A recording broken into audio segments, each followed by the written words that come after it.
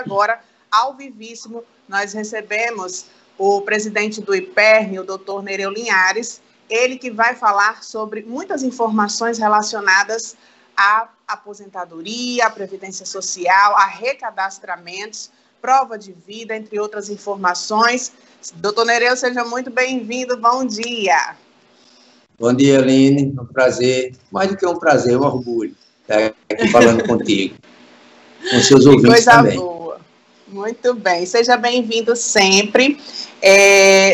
E aí a gente pergunta, minha gente, eu tô meio assim, que às vezes a gente confunde chamar doutor e chamar pai, né? Então a gente fica nessa situação, mas vamos lá. Doutor Nereu, como é que está a situação da Previdência Social do Estado do Rio Grande do Norte, que a gente sabe que tem várias complicações para aprovação nessa reforma, temos também outros empecilhos, né, relacionados à política, mas agora, nesse momento, né, atualmente, a gente tem o adiamento dessa reforma. Como é que fica a situação nos próximos meses, nos próximos dias? A Previdência, ela é um desafio, né, no Estado, ela é um desafio no Brasil, no mundo, aliás, certo? E para o Estado do Rio Grande do Norte, ela é um desafio muito grande, né? A gente tem uma dívida enorme.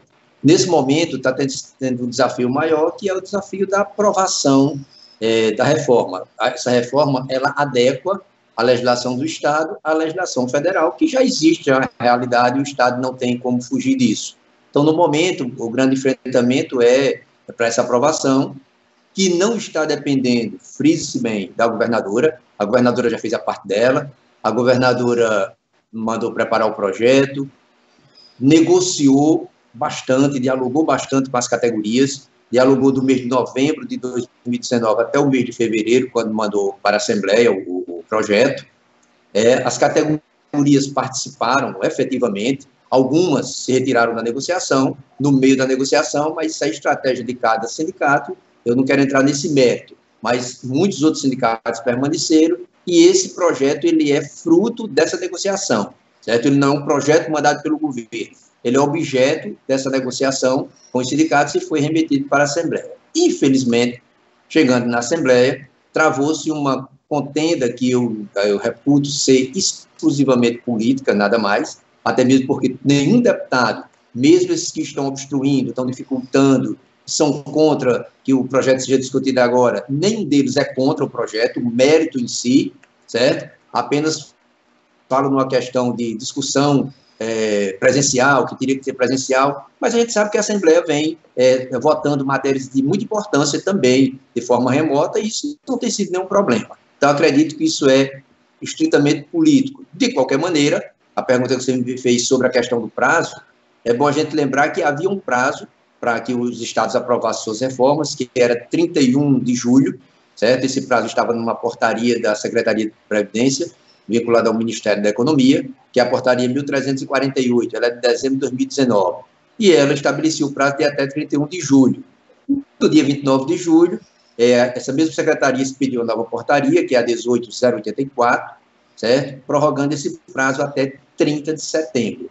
Então, a gente está esperando aqui, aguardando e acreditando que até o dia 30 de setembro a Assembleia votará esse projeto. Lembrando que, se isso não acontecer, isso pode acarretar sérios prejuízos para o Estado, como, por exemplo, poderá o Estado, pelo desenquadramento da norma federal, deixar de receber, de ter renovado o certificado de regularidade previdenciária, que é o CRP. E, sem esse certificado, o Estado deixa de receber as transferências voluntárias.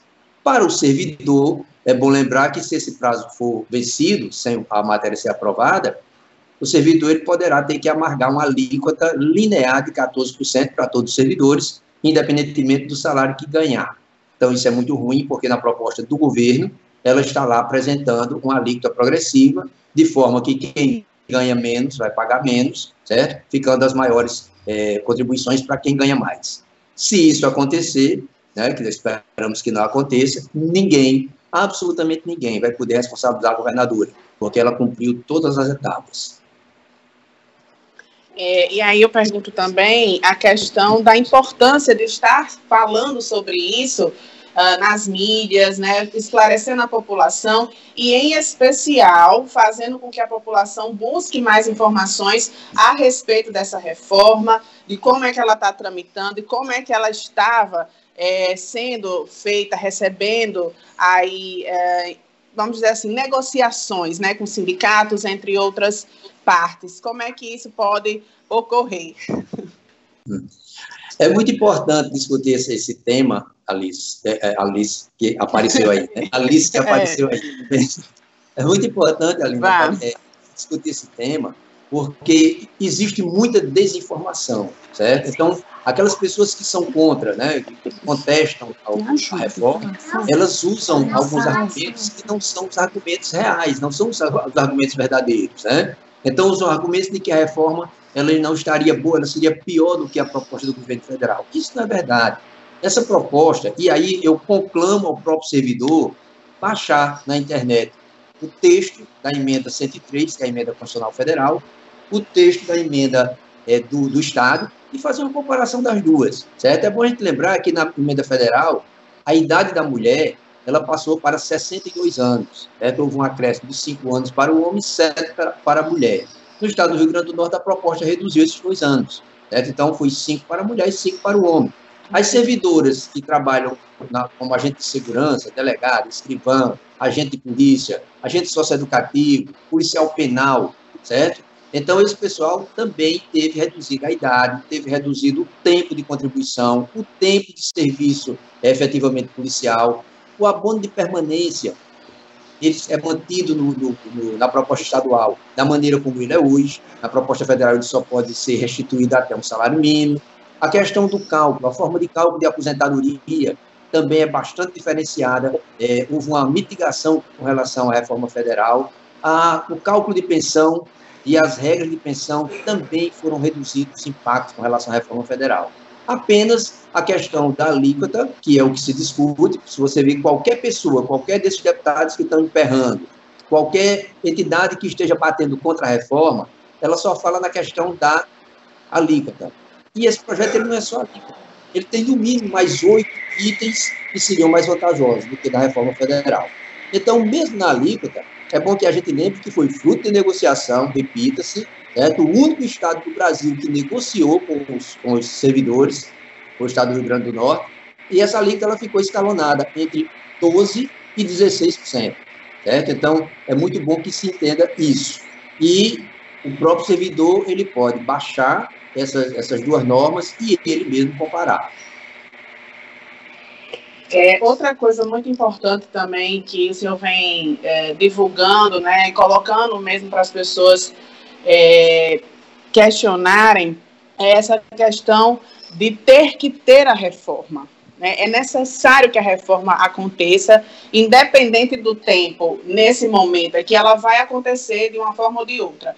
E também vem colocando que ela é necessária ser feita de 5 em 5 anos, em prazos menores, para que essas, vamos dizer assim, essas confusões todas não aconteçam, para também a população se acostumar com essas reformas.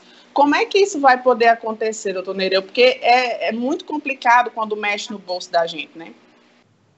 É bastante complicado. O brasileiro, né, o trabalhador brasileiro, ele adquiriu muita conquista, né, então, ao longo do tempo, e até eu entendo, é natural, né, é legítimo que se brigue quando se vai perder alguma dessas conquistas. Só que a Previdência, ela é um tema de Estado, ela não é um tema de governo, ela não é um projeto de governo, ela tem que ser de Estado, ela, ao longo do tempo, ela tem que ser revisada constantemente. Então, no Brasil, se demorou muito a se fazer reforma, e por isso que agora a conta está tão cara, certo? É preciso que se entenda que há uma necessidade em qualquer Previdência do mundo. Você começa pela questão das idades. Vamos lembrar que a Previdência do Estado do Rio Grande do Norte ela é de 1962. Naquela época, a gente tinha expectativa de vida de 47 anos, hoje essa expectativa está em 72 anos. Então, é óbvio que uma revisão tem que ser feita, certo? E hoje é a mesma idade, então não tem isso, é incabível matematicamente falando. E agora, além dessa questão da necessidade, nós temos uma obrigação, existe a obrigatoriedade também. Lembrar que a reforma ela foi votada e aprovada a nível federal. Eu fui um dos questionadores, eu fui para a rua, certo? Mas nós perdemos. A reforma foi aprovada. E uma vez aprovada, não cabe outra alternativa aos estados e municípios senão fazer a adequação. Então, essa adequação, ela tem que ser feita, como eu já disse, sob pena de punir o Estado, né? Então prejudicaria o Estado e toda a população, claro, na hora que o Estado deixa de receber as transferências voluntárias, estaria prejudicando o Estado. Você imagine os convênios. Nós temos algumas secretarias que sobrevivem de convênio, né? Então, se sem convênio, ela não funciona. Educação, saúde, segurança, certo? Então, esses convênios, eles têm que ser repassados e sem o CRP não repassa. E isso sem contar com a possibilidade, repita-se, do servidor ter que pagar uma alíquota progressiva e justa, que seria a mesma alíquota para todos os servidores, independentemente do quanto ganha. Daí, né, necessidade e obrigatoriedade. E o tempo, né, o prazo foi aquele que eu falei, que estão nas portarias. Pois bem, temos também a questão da prova de vida, do recadastramento, que tem gerado também muitas dificuldades no Brasil inteiro, e aqui no Rio Grande do Norte não é diferente. Como é que funciona, quem tem que fazer e até quando pode fazer? Olha, nós temos uma forma de se fazer a prova de vida que é na data do aniversário de cada aposentado ou pensionista, certo? Então, isso foi criado desde 2007, salvo engano, 2006, 2007, foi criada essa prova de vida, então todo ano o servidor vem fazer sua prova de vida nas agências do IPER, certo? Esse ano, com a pandemia, nós suspendemos essa obrigação, pelo menos por enquanto ela está suspensa, continua suspensa, certo? Então a gente suspendeu isso a partir de fevereiro, quando se instalou essa pandemia mesmo, ela pegou forte, e a gente tem que lembrar que a maioria dessas pessoas que fazem esse recadastramento ou essa prova de vida são pessoas idosas, certo? Então, o risco é muito grande. O que o IPERN fez? O IPERN suspendeu desde fevereiro, então, dispensou da prova de vida, certo? E, evidentemente, aquele que não faz a prova também vai correr o risco de ter o seu pagamento suspenso. E como a gente não tem uma previsão de quando isso vai realmente arrefecer ao nível da gente poder juntar novamente as pessoas, então, por enquanto, continua suspenso. Eu não posso garantir que vai recomeçar em setembro ou em outubro, não sei, porque a gente não sabe até onde essa pandemia vai. Mas logo que isso aconteça, na retomada, antes da retomada, nós faremos divulgação em massa, né, através das mídias, através de comunicado direto ao servidor. Na hora que disser assim, vai retomar, a gente avisa. Mas, por enquanto, está suspenso, continua suspensa a obrigação de fazer a prova de vida. Muito bem. Antes da gente encerrar, que eu ainda quero ficar aqui um pouquinho, porque tem muitas dúvidas, né, muitas coisas relacionadas à Previdência Social. Voltando ainda para a reforma, qual é a maior dificuldade que o senhor, como gestor, né, como administrador disso tudo, está encontrando das pessoas entenderem essa matemática da reforma e entenderem a importância dessa reforma? Olha, a maior dificuldade é porque é natural do brasileiro ele sempre entregar o direito dele para que outro cuide, né? Então, ele acha que você está cuidando, então ele não precisa saber. Isso é uma dificuldade. Inclusive, eu posso dizer que foi em razão digamos assim, desse relaxamento que a Previdência chegou onde chegou. Se o servidor ele tivesse procurado saber mais sobre sua Previdência, com certeza a gente não estaria nessa dificuldade tão grande. É interessante que hoje a Previdência ela passou a ser fixada mesmo como previdência e não como assistência desde a emenda 20, que é de 1998. Mas ainda é muito comum eu ouvir servidor dizer assim, cadê aquele PE que tinha o centro clínico, que tinha a construção de casa? Quer dizer, as pessoas não entendem que foram aqueles serviços que levaram o dinheiro delas. Previdência não tem nada a ver com assistência, não tem nada a ver com construção de casa, não tem nada a ver com empréstimo financeiro, nada a ver com patronal, com crédito natalino. Então, tudo isso foi programas que se fez utilizando o dinheiro do servidor.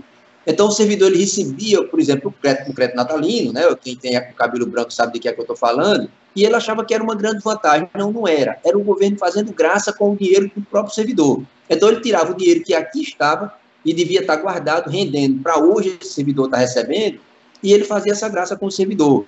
Então, hoje o servidor está pagando muito caro por isso. E aí eu volto a conclamar o servidor. Servidor, você é capaz. Você pode fazer o seu próprio juízo de valor, certo? Hoje é muito fácil você baixar na internet, você baixa o texto da emenda 103, que é a emenda constitucional federal, baixa o texto que aí está posto pelo governo do Estado, está na Assembleia, certo? E faça o levantamento do que seria, quais são os pontos, né? Que pontos aqui seriam vantajosos com relação ao outro. E o servidor vai ver que, na verdade, quando compara as duas propostas, a proposta do Estado, ela tem um impacto muito menor para o servidor. E mais, é obrigatório que isso seja feito. Então, o servidor, ele não vai...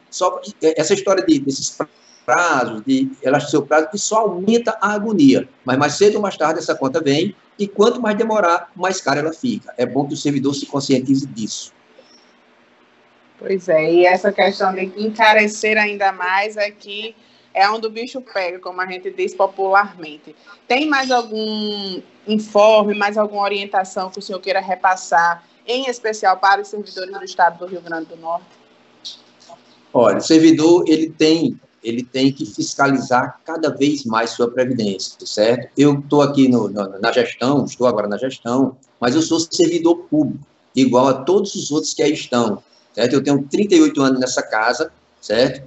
E tenho sentido essa falta nesses 38 anos dessa fiscalização. Então, essa fiscalização é bom que ela aconteça cada vez mais. Eu quero ser fiscalizado, certo? Eu quero ser chamado pelos sindicatos para explicar aos sindicatos o que está acontecendo com a Previdência e o sindicato poder levar isso para o servidor. Então, o servidor cobre do seu sindicato, vá com as duas propostas na mão, diga, olha, eu não entendi isso aqui. E pergunta, peça para o sindicato explicar. O sindicato ele tem a obrigação de fazer isso, o sindicato ele tem uma assessoria jurídica exatamente para isso. E se o servidor ainda assim não ficar satisfeito, nós temos a nossa ouvidoria. Entre em contato com a nossa ouvidoria, faça a sua pergunta que você vai receber a sua resposta. Não tenho nem dúvida disso. Muito bem, então. Muito obrigada, doutor Nereu Linhares, presidente do IPERN, o Instituto de Previdência do Rio Grande do Norte, e essas informações são muito válidas. Se você puder curtir, comentar e compartilhar, faça, para que as pessoas façam exatamente o que o presidente está dizendo, né? Questionar. Se você não entendeu alguma fala dele aqui, se você não entendeu alguma proposta que foi colocada na reforma, ou qualquer outro tipo de dúvida, procure o local exato, que é o IPERN. Tem algum telefone, algum e-mail que você possa nos repassar? Cadê as assessoras para ajudar nesse momento? ipern.ouvidoria@rn.gov.br, certo? E tem o Instagram. Bem. Por favor, repita. @rn, IPERN, vamos repetir, ipern.ouvidoria@rn.gov.br, certo? Isso é o Instagram, através dessa ouvidoria, fala. Tem o Instagram do presidente, que a equipe diga qual é o meu Instagram, então, que eu não sei. Você pode divulgar, Aline. @Nereu Batista Linhares, né? Assim? Pronto. Acertei.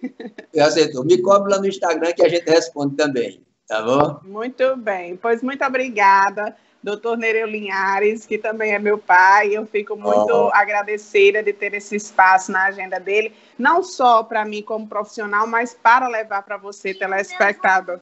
E ela está dizendo que é o vovô dela. Deixar aqui para o telespectador, para o web espectador, todos os esclarecimentos, todas as dúvidas que possam ser tiradas, @Nereu Batista Linhares lá no Instagram, e ipern.ouvidoria @rn.gov.br. Muito bem. Pois muito obrigada pelos esclarecimentos e informações. Brevemente a gente conversa de novo. Ok, Aline, obrigado pelo espaço. Orgulho do papai. Beijo, pai. Obrigada.